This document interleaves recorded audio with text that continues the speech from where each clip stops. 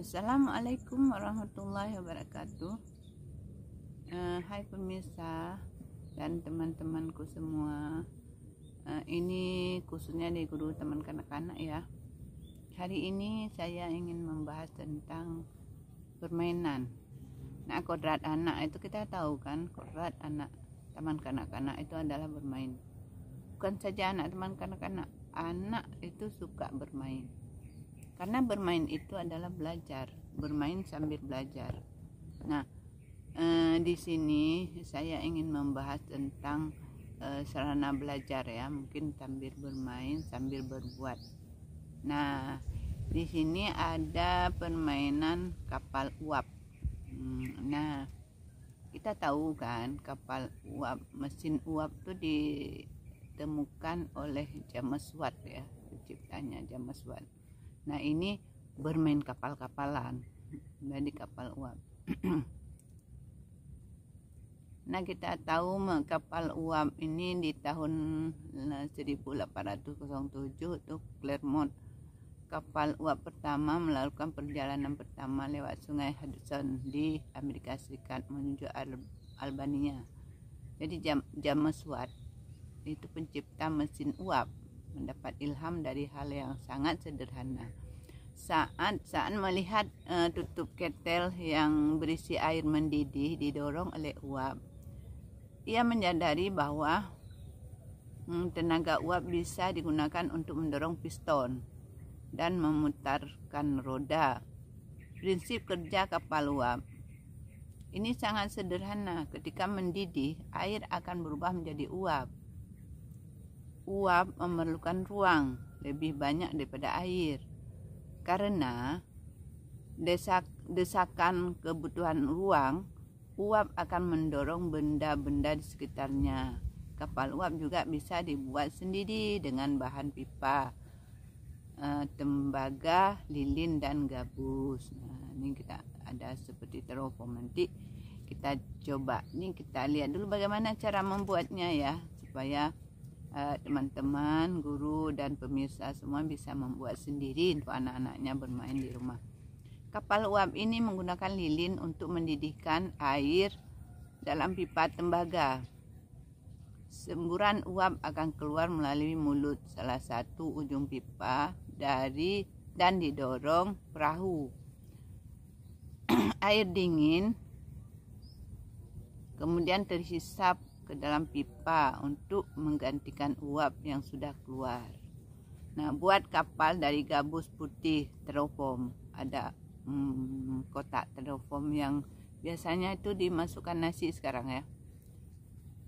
Saat melihat tutup ketel yang berisi air mendidih didorong oleh uap, ia menyadari bahwa tenaga uap bisa digunakan untuk mendorong piston dan memutarkan roda. Prinsip kerja kapal uap ini sangat sederhana. Ketika mendidih, air akan berubah menjadi uap. Uap memerlukan ruang lebih banyak daripada air. Karena desakan kebutuhan ruang, uap akan mendorong benda-benda di sekitarnya. Kapal uap juga bisa dibuat sendiri dengan bahan pipa, tembaga, lilin, dan gabus. Nah, ini kita ada seperti teropong. Nanti kita coba. Ini kita lihat dulu bagaimana cara membuatnya ya, supaya teman-teman, guru, dan pemirsa semua bisa membuat sendiri untuk anak-anaknya bermain di rumah. Kapal uap ini menggunakan lilin untuk mendidihkan air dalam pipa tembaga. Semburan uap akan keluar melalui mulut salah satu ujung pipa dan didorong perahu. Air dingin kemudian terhisap ke dalam pipa untuk menggantikan uap yang sudah keluar.